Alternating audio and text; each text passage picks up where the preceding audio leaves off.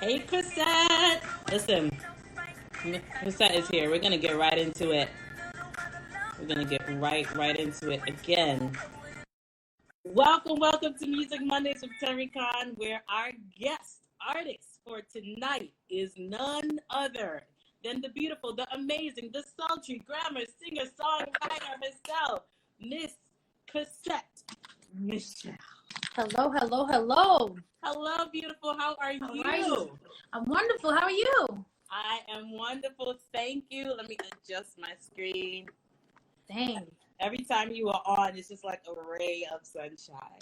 Oh, that's very kind of you. Thank you. Thank you. How you feeling today? I'm good. It was incredibly sunny, and then it became incredibly muggy, which is my favorite for my voice. I always like meditate in that. Okay. And then it became incredibly cloudy. So there's that. We went through all the different types. I didn't even know it was going to rain. We went through every kind of weather tonight, but we are so excited and so honored to have you. Happy to be here. Thank you for having me. Oh my God, the pleasure is all mine. Listen, I want to jump right into it because, you know, Instagram will cut you off at 7:59. And is that how it goes now? Oh, they cut 8 o'clock? I don't know any of the rules. Well, 8 o'clock, they shut you down in mid-sentence. It's happened to me this time. Wow. Okay. So again, welcome to Music Mondays with Terry Khan. Those of you who are watching, welcome. Do me a favor and hit that little arrow on the bottom. Share the live. Tell them Chrisette is in the building. One rule I do want to put out there, guys, for those of you who are watching, we will be taking questions, but please do not post the questions on, look, a question ready. Don't post the questions on the wall. Hit the little box with the question mark, please, because I am screening questions. Sorry, I'm screening all questions tonight. Chrisette Michelle. You came out, I never forget, in 2007 with your first album, I Am, and wowed. Let me talk for myself. You wowed me. I was like, who's this? What's going on?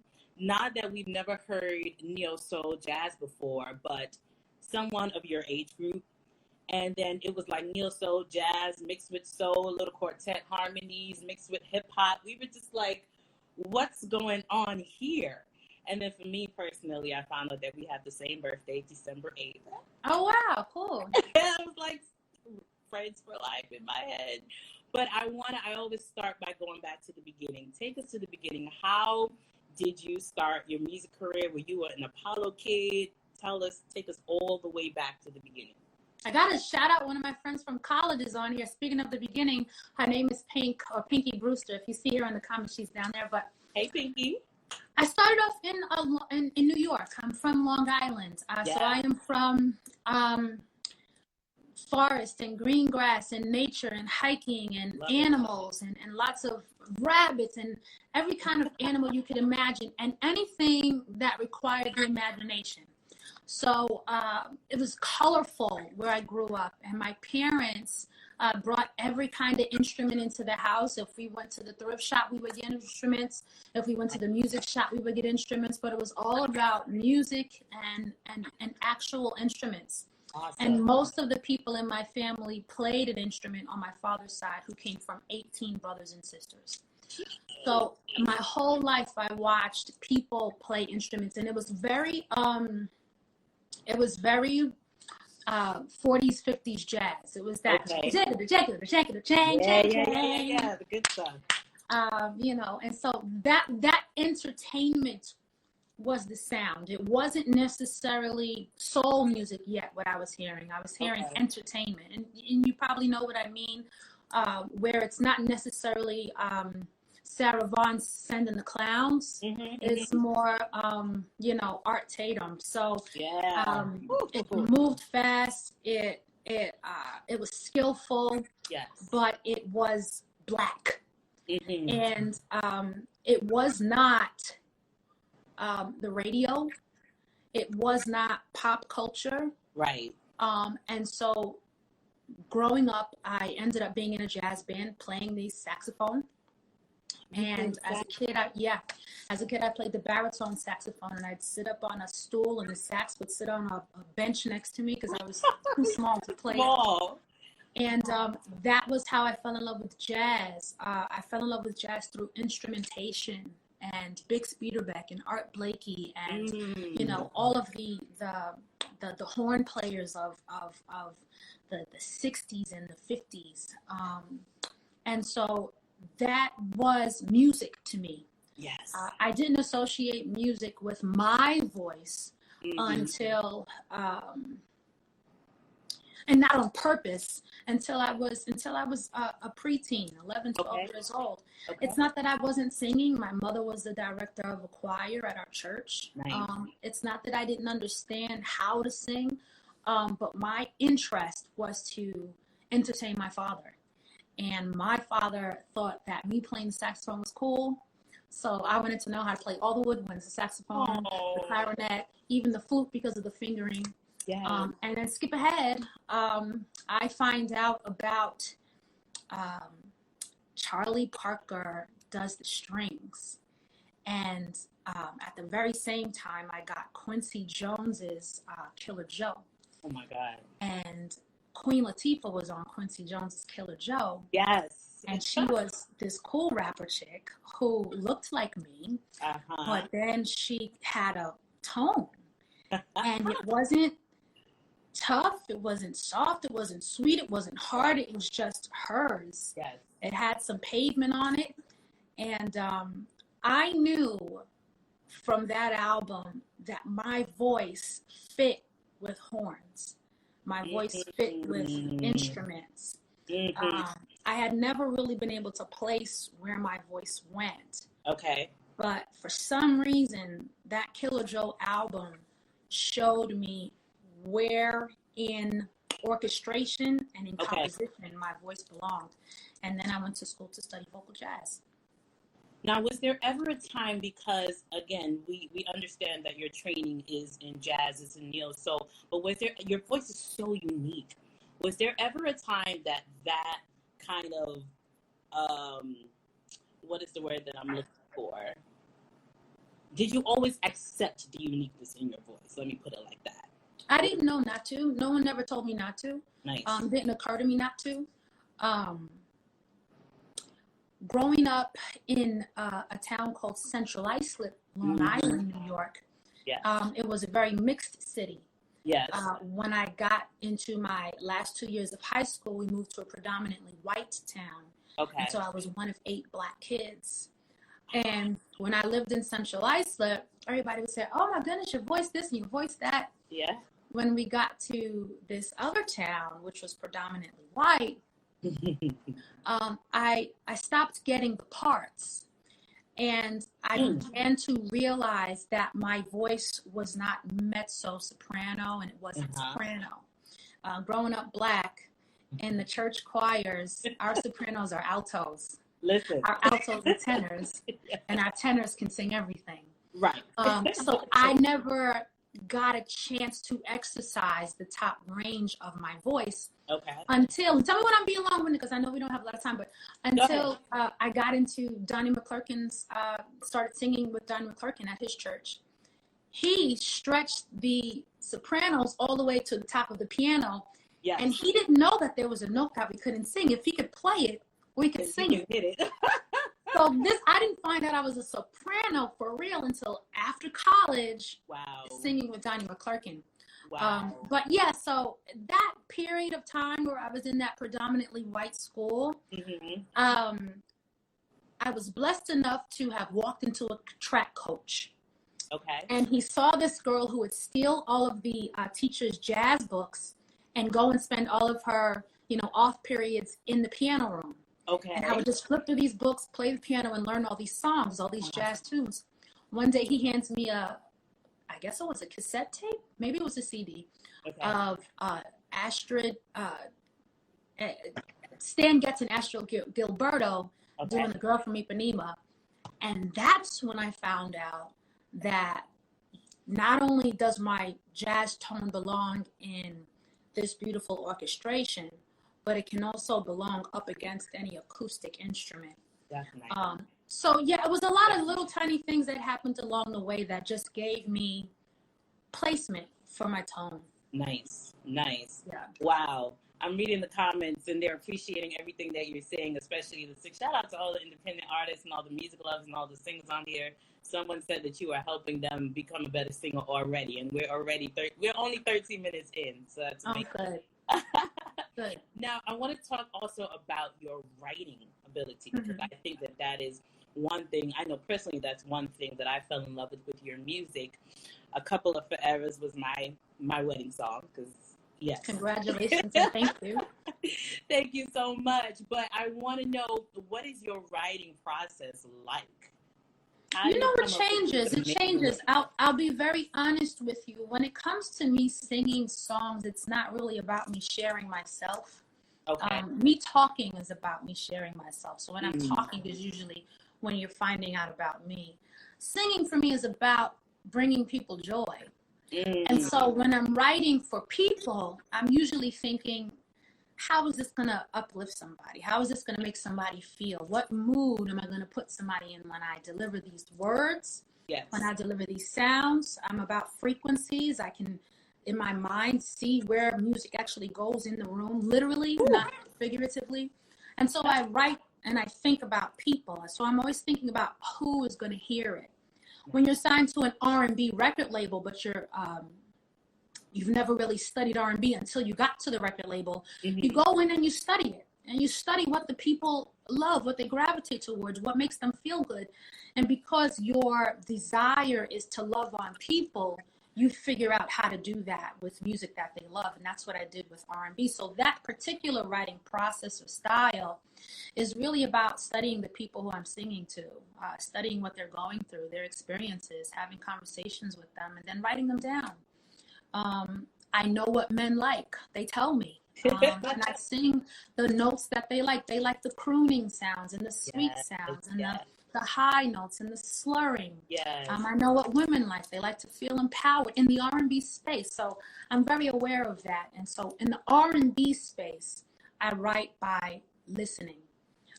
In the more soul space, the best of me space, the your joy space, and that kind of, I have a song called "Get Through the Night."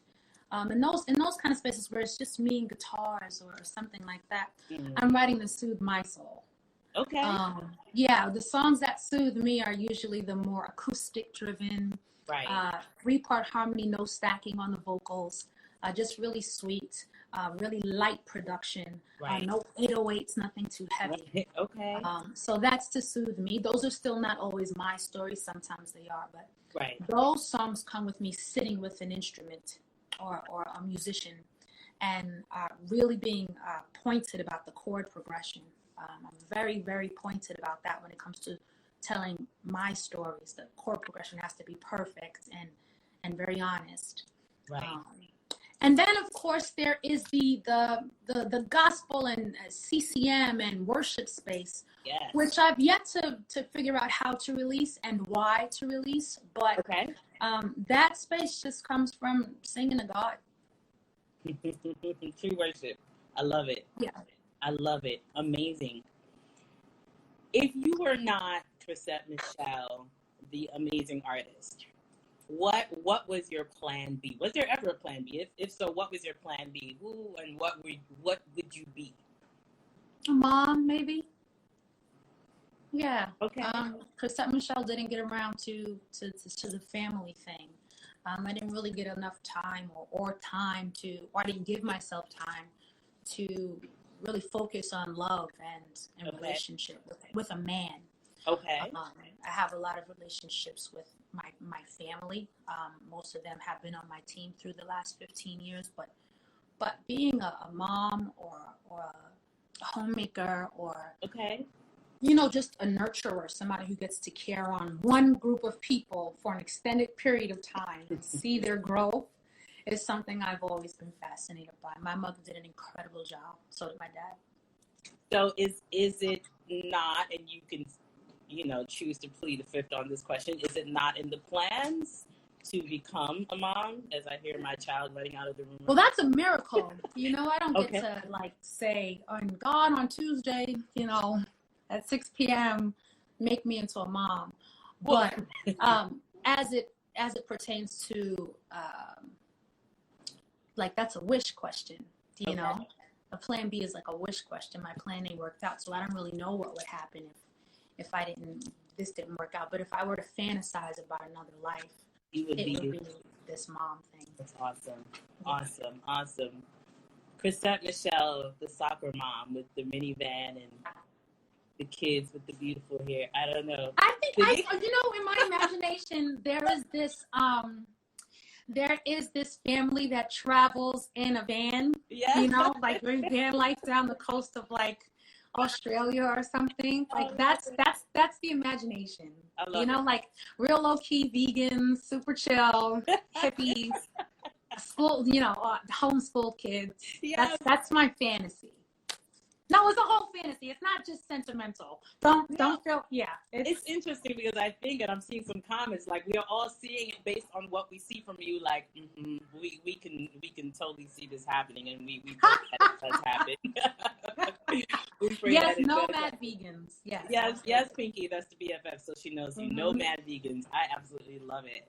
So you are very vocal in professing your faith as a Christian. You are not like. I believe in this higher power, spiritual realm. You were just like, I believe in Jesus Christ, right? So how do you differentiate you being a true Christian with the fact that you are a secular artist? How do you separate that? Well, I always try and remember that language is this tool that we use to try and explain what we see. So I never really let words that don't define me define me. Somebody might use a familiar word that defines most people that are similar to me to define me, but I never take on words that don't necessarily resonate with me. And the word secular has never resonated with me. Wow. Not in a good way or a bad way, just in general, it doesn't speak to me. I sing from my soul, and I sing because I love people. I sing because I know how music makes people feel. Yes. I sing because I've heard stories about how songs I've written have helped people. Oh, yeah. So when I think of myself as a singer, I don't wonder if God is pleased as much as I wonder if his people are paying attention. And that would be me being compassionate. And what I mean is, a lot of times we aren't paying attention. A lot of times we aren't actually listening. Right. And if you had to get deep for 10 seconds, go ahead. We live in a very visual culture. Mm-hmm. And faith, or what we believe, doesn't come through the eye gates. It comes through the sound gates. And so we have to be careful about how much we describe based on what we see. Wow. Sometimes people are telling you who they are with their words, and sometimes with their lyrics, but you're watching. Yes. And you're not listening. Yes. So if there's a fine line, the fine line is, do I entertain or do I impact? And is entertainment impactful?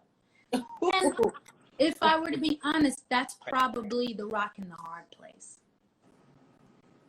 When you see me look down, I'm writing notes because you are dropping some gems, and I like to, do I entertain or do I impact? And is entertainment impactful? Because I like to tell people, especially artists, like, there should always be the bigger picture to what you're doing, right? There's a reason why there's this platform that is put in front of you. So what are you doing with the platform? Yeah. And then, I'm getting ahead of myself. That's one of my questions for you.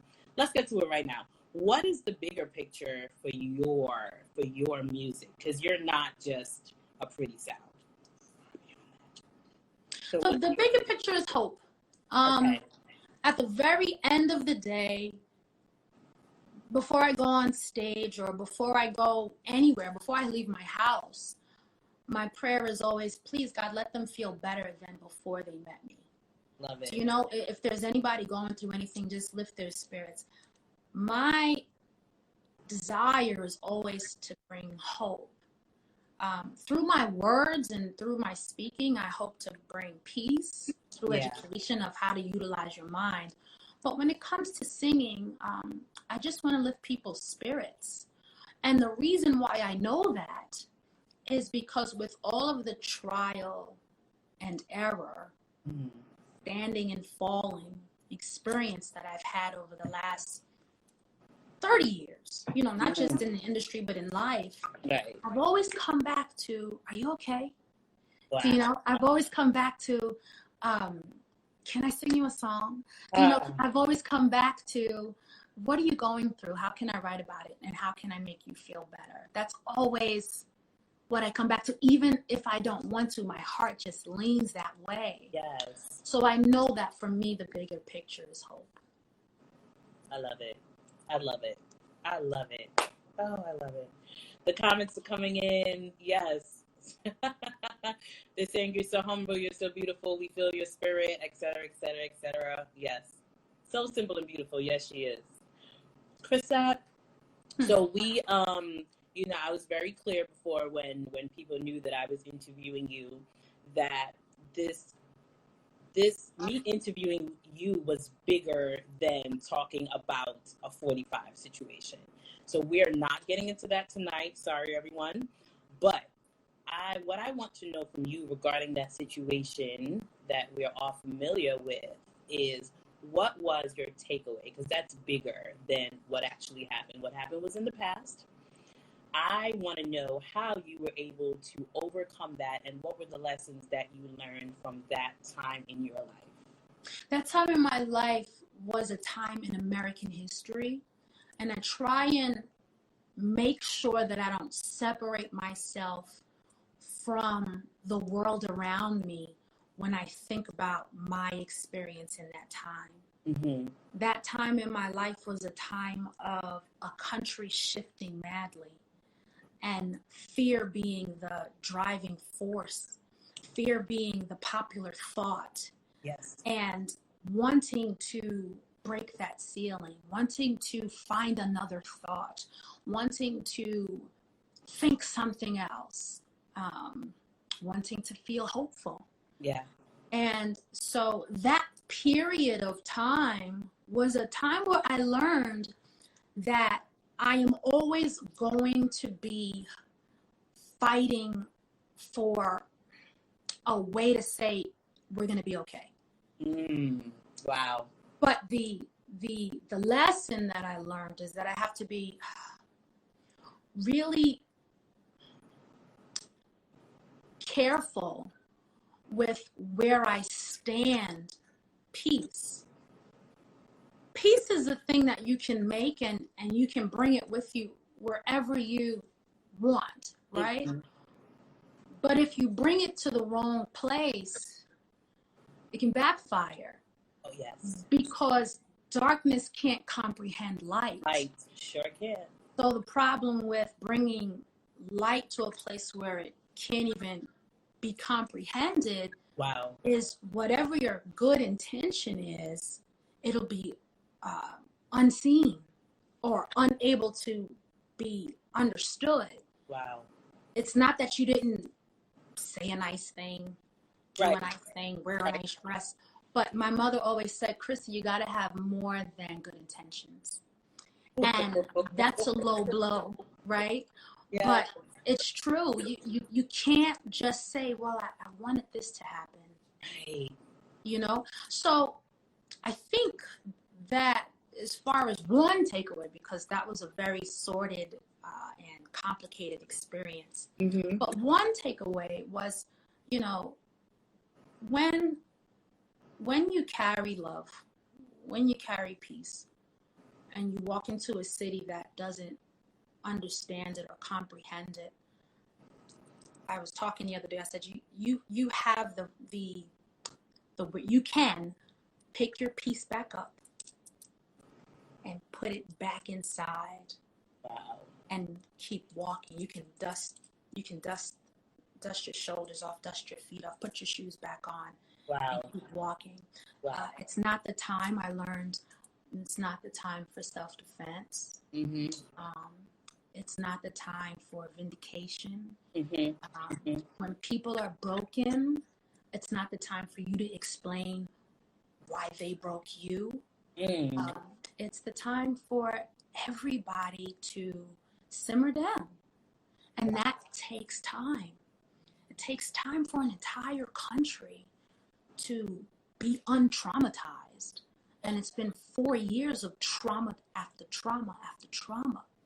So I, as an individual, can't make that entire world of an experience personal. I have to insert myself into the country that I live in and recognize that this is a shared trauma that we're all dealing with very differently. Some of us 3,000 miles from the other person. Yes. And there aren't many words that we all collectively understand. So I learned not to take everything personal, and I learned to wait, and to wait on God. And I learned how to get really quiet and reevaluate. Yes.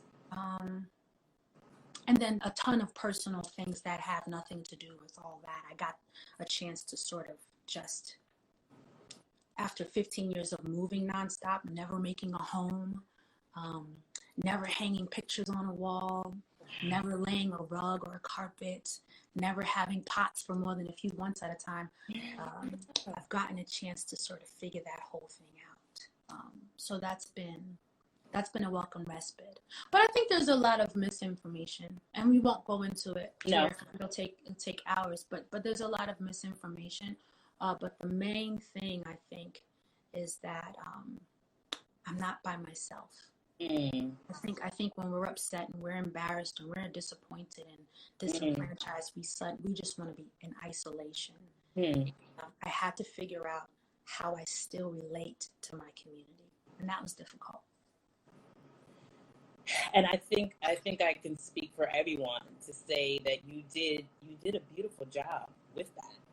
You know what I mean? With overcoming and with coming back, amidst the adversity. And you said something so profound.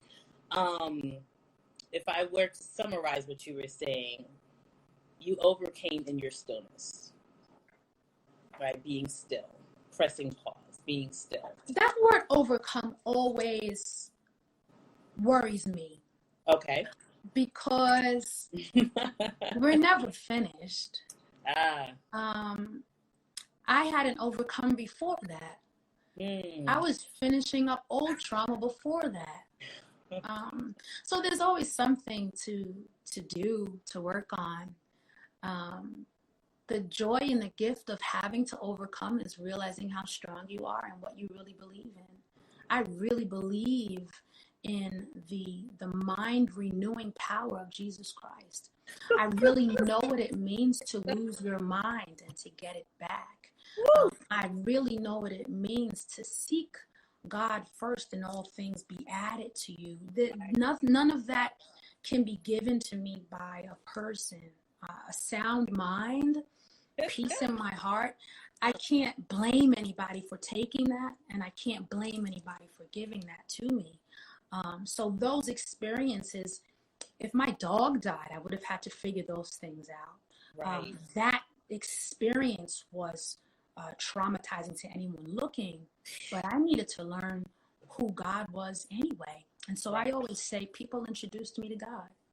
So thank you. People introduced me to God. Thank you. That's the last song I wrote. You introduced me to God.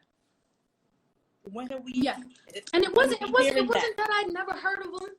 Right. It wasn't that, but it was like, oh wow, I didn't know he was that big. I mean, I knew he was big, but I heard old ladies. You hear old ladies' testimony service like, "Child, I lost my mind in 1957." You say, wow, that sounds terrible. And then you lose yours. You say, let me go listen to that testimony again. How did she get through that? I always say, it's like the church cliche, giving honor to God who's the head of my life. I thank God for the activity of my limbs. And until you have been through that yourself, you introduced me to God. Thank you. That is your response. I had to write that down, Chrisette. You a preacher? Are you a preacher on the low? Are you about to? Everybody in my family is a preacher. I don't know that I would call myself such. I'm just saying I would attend your church. I'm just putting it out there. If you decide to go that way, Actually, you know what? I did spend quarantine creating something that I'm going to be releasing in July. I sort of told you, but I didn't tell you all of it. But I'm really excited. So, ladies, stay tuned because there is a space that I created for you all, so we could sort of come together and just sharpen each other. I'm here for all of it. Ladies and gentlemen, thank you for being such an amazing audience. I'm reading the comments. I'm seeing all of the questions. If you have come in late, we are taking questions, but please do not post it on the wall. Hit the little box with the question mark. I see that we do have 16 questions here so far. The interview is ending at 8, so if I do not pick your question, that means that she already answered it. So please go back and look at the replay, or it may not be appropriate. I am screening questions. I'm sorry. But someone says... Just in case anybody has a pen, I want to tell everybody I have a website, ChrisetteMichellesWorld.com. Yes.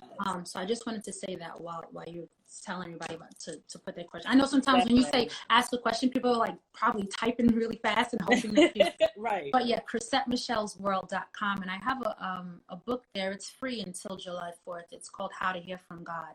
But it really kind of helps to sum up just how I got quiet and sort of was able to listen and hear.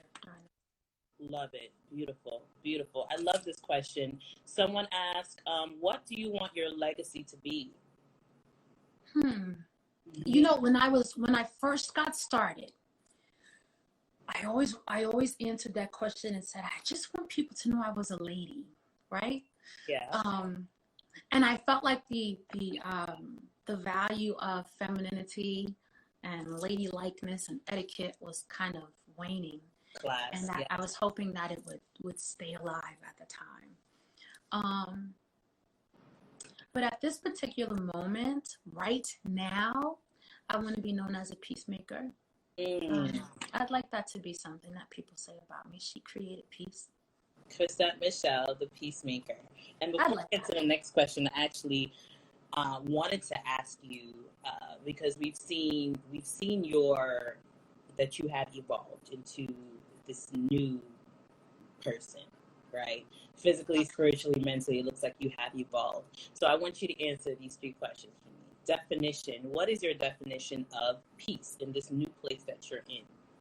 What does I have to be honest with you. Again, I know I do this a lot, but I promised myself that from now on, I would try and answer fully.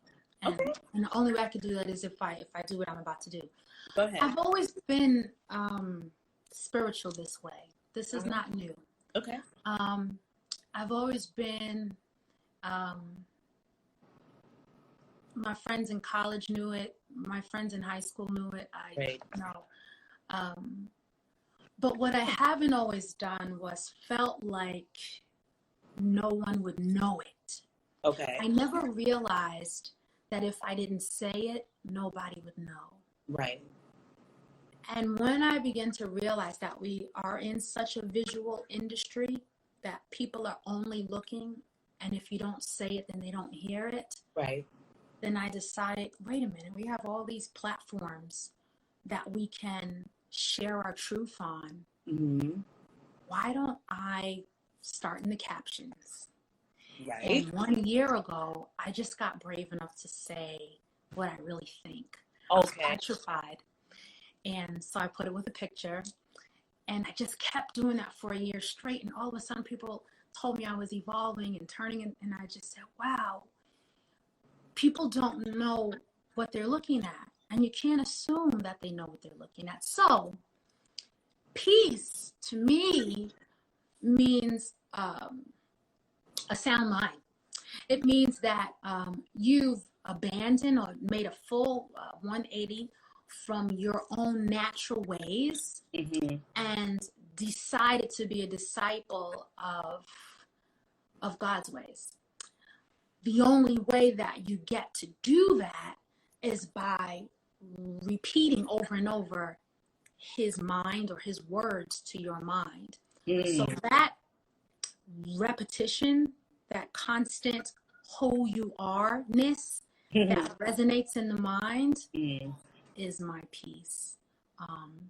The accuser of the brethren continues to try and remind us of what we've done. Right. And so as we continue to repeat who God says we are now, we obliterate those untrue thoughts and we have peace. So for me, that's what peace is. And I know what it means to have ADHD, rapid thoughts, and think really, really fast all the time. So I get it. Peace is a hot commodity. I love it. Joy. Your definition of joy is that, I am loud. If you can't see all these just bright pictures everywhere, I love it. I really extra. My carpet is hot pink. Joy, although I get it, it's, how we feel in the midst of the storm. It's also being able to laugh all the time. And that is something I pride myself in being able to do. It is always funny. Every time. Never fails. I'm always laughing. I just try and be professional, but I am a comedian. I love it. She's I am always laughing. Always. That's my cousin, Chrisette, in the comments. That's who I'm named after. And Rocklyn from school. Hi. Hey, Rocklyn. Okay, let me get to these questions. I'm running against time. What advice do you have to a new songwriter? Gosh, the truth is why are you writing? A lot of times when I hear the frustration of songwriters, I wonder if they're writing because they like writing. Wow. I know that's painful to hear. Wow. But do you like writing? Wow. Do you constantly look at lyrics and decompartmentalize them? Are you fascinated with words and how they get put together? Do you like writing? So my first question is why are you writing? And then my second question is, what are you working on with your hands? I ask that question all the time, because while a pen and pad is working on something with your hands, what brings you provision? What brings you prosperity? What brings money to you now? Because as much as you're frustrated with your writing career right now, you're going to stay frustrated if you don't have anything to invest into your writing career. So what are you doing that makes money now? How can you be useful? Right? Yeah. Do we talk about virtue, or do we just keep going? Talk about whatever you want to talk about. Virtue, VIR, means man. It means the parts of you that work. It means your personhood. These actual apparatuses are the VIR in virtue. And so when we talk about the work of your hands bringing money into your pocket, we are not talking about ideas. We're not talking about your imagination. We're not talking about what could happen. We're talking about what you're willing to work on right now. So when it comes to the arts, a lot of times we are sensitive, we are aware, and all we want to do is express what we see in the world. Right. But it's so important that we utilize both sides of us and not only be artists, but also be hard workers. I know that's difficult to hear, but you gotta do both. Real. Right. Gotta do both. Yeah. You said you're dropping so much gems on us tonight. Someone is asking, will you come back to the Village Underground if they open back up? Of course, absolutely. Shout out to the Village Underground. I was just thinking about naming a mixtape or something, the Village Underground, just to the person who asked. That they'll know why I'm saying that. But that's okay. that place raised me. Nice. All of us. Someone said I have PCOS. Mm-hmm. How did or do you manage yours? If you would like. That's a long story, and I can't say it in 17 minutes. Okay. If this were a health podcast or a health talk, I would go into more detail, but I wouldn't want to have everybody feel like they have to sit through. I will tell you this, though. I'll tell you this right now while we're sitting here. Mm-hmm. Just to the person watching, if you want to, just a little bit of encouragement, is it bothers me as much as it bothers you. You can never tell that I'm experiencing it from the smile on my face, and you have to be strong. Wow. Awesome. Are you still doing singing lessons, or will you ever create a singing course? So stay tuned to my Instagram. Stay tuned to ChrisetteMichellesWorld.com. I have something really exciting coming up. So stay tuned. I'll just say that much. Stay tuned and make sure I have your email when you go to ChrisetteMichellesWorld.com. Make sure you join the email list. Sign up. Okay. Someone is asking if you will ever write a book. There is one for free right now at ChrisetteMichellesWorld.com. It's called How to Hear from God. Take a look at it. And there will be lots of books in this surprise that I have coming up. So over to the website. Okay. And most of the questions are surrounding new music. So what's the next big project for Miss Chrisette Michelle? Sure. We live in a strange world around the word projects, don't we? Isn't it a little different? We have EPs. We have people putting out, just all different types of things. So I'm really excited to start releasing music. But I'll be very honest with you. It's petrifying. It's scary. When we talk about evolution, I wonder what part Chrisette is supposed to show up in. Play in, wow. Do I just show up in my captions and everybody says, you sure have evolved? Or do I show up in my photos and people say, you sure have evolved? Wow. Or can I show up in my music?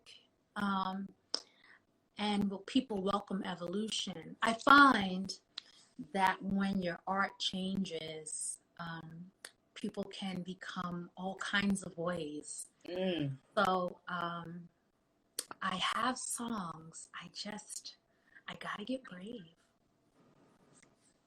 So are you, see, it's more of a timing thing? I gotta get brave. Okay. Nope, I gotta get brave. Okay. Yeah. Well, and I think it's that simple. So I think I'll know as I begin to release little moments, and as I have to warm up to people in the same way people warm up to others, in the same way that you go to a party and you wonder what table to sit at. It's the same way that when I put a song out, I'm like, it's not that I'm inconfident, it's just I'm scared.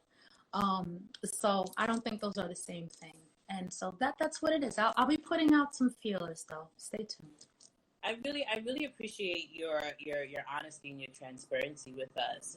As I told you, a lot of independent artists listen to this, and I know for me as an independent artist, it's always amazing to hear truth of those who we look up to, because you just have this idea that you've made it, like you are the Chrisette Michelle, so you can't possibly have any fears. You know what I'm saying? So I really appreciate you just being so transparent. You know? Thank you. I always remind myself that I'm not by myself. I've said that a few times tonight. Along with hope for others is hope for myself, and knowing that I'm not alone. So I know that if I admit how I feel, I won't be the only one who feels that way. Indeed. But I also know that I'm a pro at going afraid. So, it's like, that's what you got to be a pro at. Going afraid and being afraid. It's like, I was afraid. And going anyway. So I don't mind admitting it. What advice would you give to independent artists right now? At this particular moment? Yes. Well, you have awesome artists like Russ, who put out a song, was it every week? and built up his following, and is now, well, not at this particular moment, but touring, making millions of dollars, showing how much he made as an independent artist and inspiring others. Then you have artists like, who's the person's name who's on the tip of my tongue? Well, let's just say Sade. Okay. Who you might hear an album every 7 years, perhaps. Yeah. There's no formula to how to do this thing. You have to be honest about what feels right for you. You got to be honest about, listen, if it's about money, be honest about how much money you need. Okay. And figure out how to use your hands to make that money. Okay. If it's about impacting people through music, be honest about what you want your impact to be and how you want to make that happen. So think about the people you might want to touch. Who are they? What do they look like? Where do they live? How do they listen to music? Right. Can you get something to that group of people?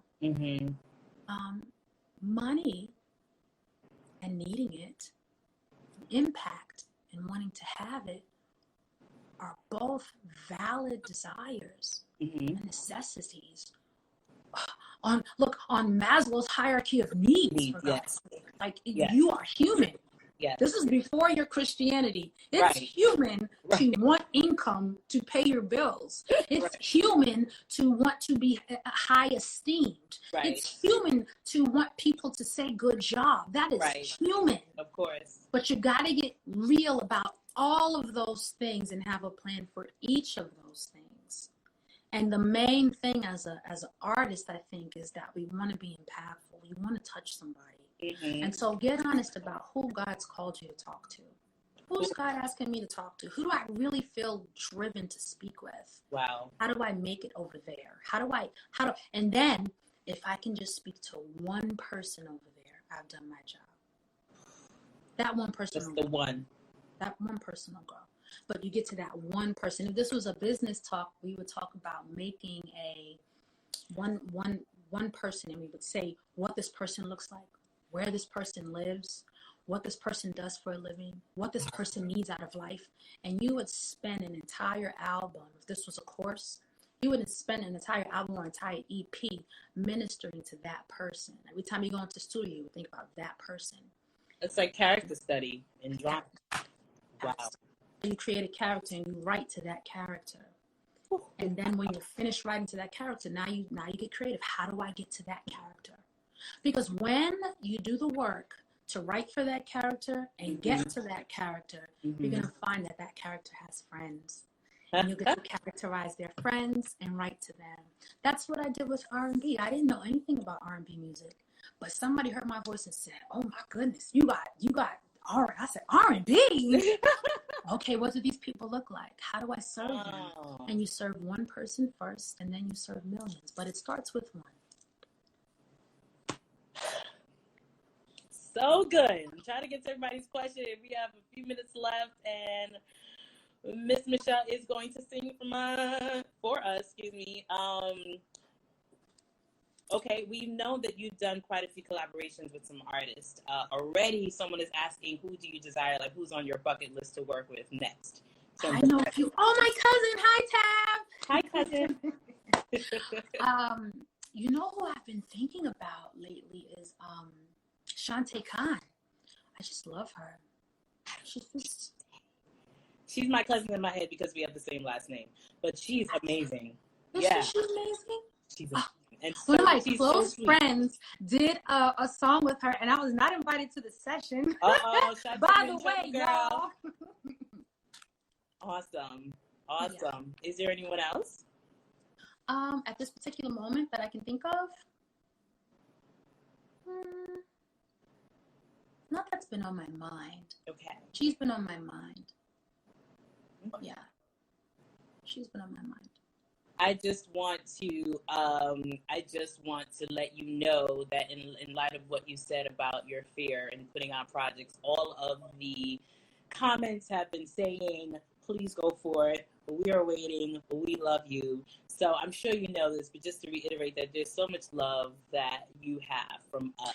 You guys, listen, you got to understand, there's been times in my life where the love that you show didn't exist. So I appreciate it. So I just need to say that, just in case anyone's wondering. I appreciate it. Thank you. And I'm not just talking about any one particular thing. There were times, me and Rick Ross had a beef, and people, I got ripped to, you just announced hip hop. How could you? You know, I did a reality TV show, ripped to shreds. So, you know, there are ups and downs. So I appreciate the love. I love you, Chrisette. I just want to talk to you once a month on my cell phone. Okay. I want let them know. I'm going to ask just one more question. I'm going to look through them real quick, and then we just want to hear you sing. We just want to hear you sing. What is your most proud moment in your career? Most proud? Oh gosh.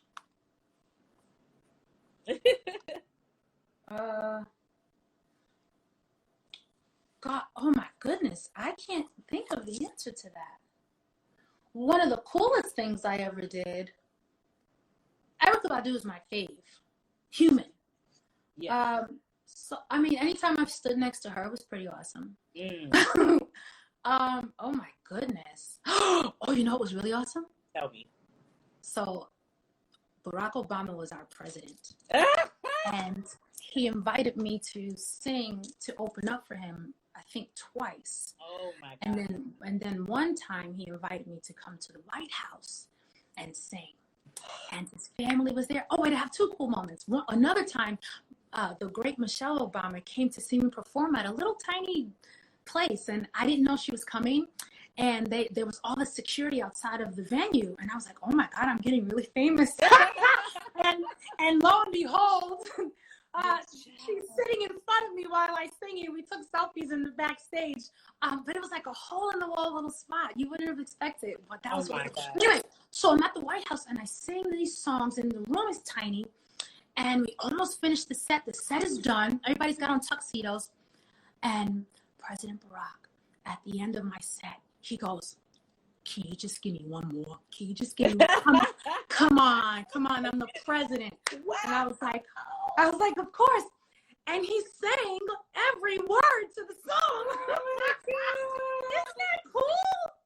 Let me tell you something. I know you just low key told off some people, right?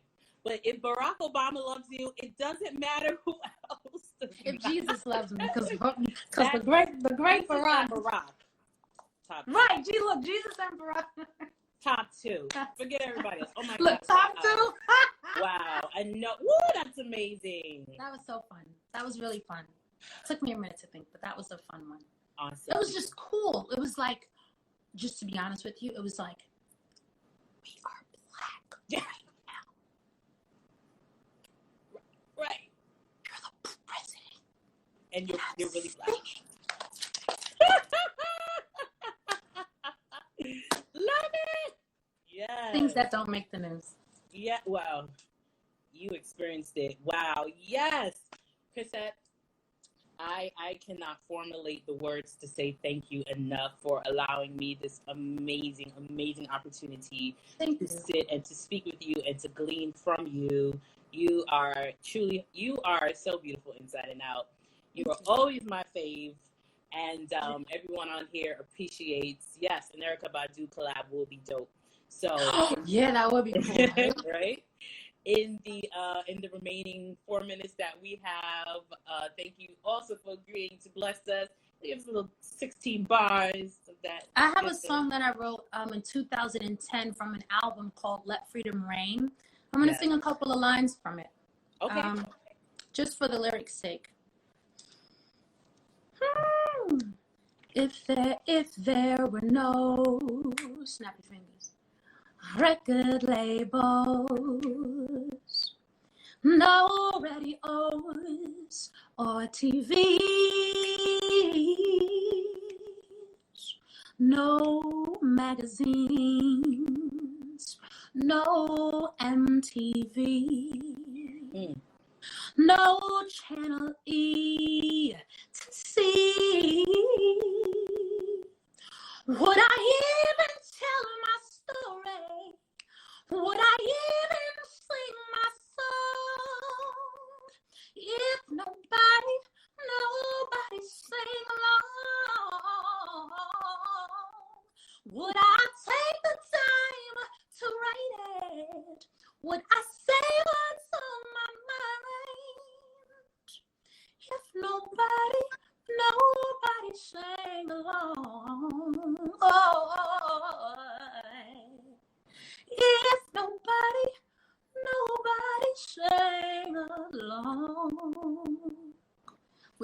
still sing if nobody sang with you?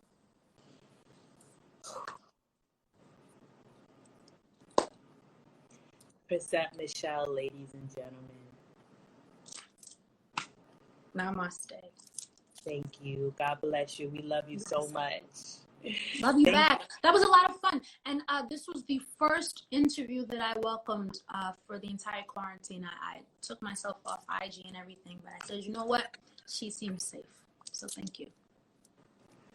Now you're going to make me cry. And I was trying to. That DIY was eyelashes, so please don't do that. Thank you. You're welcome. I'm honored. Thank you, everyone who has tuned in. Join us every Monday, 7 p.m. IG Live for Music Mondays with Terry Khan. God bless. Thank you. Bye, guys. Bye-bye. You're welcome.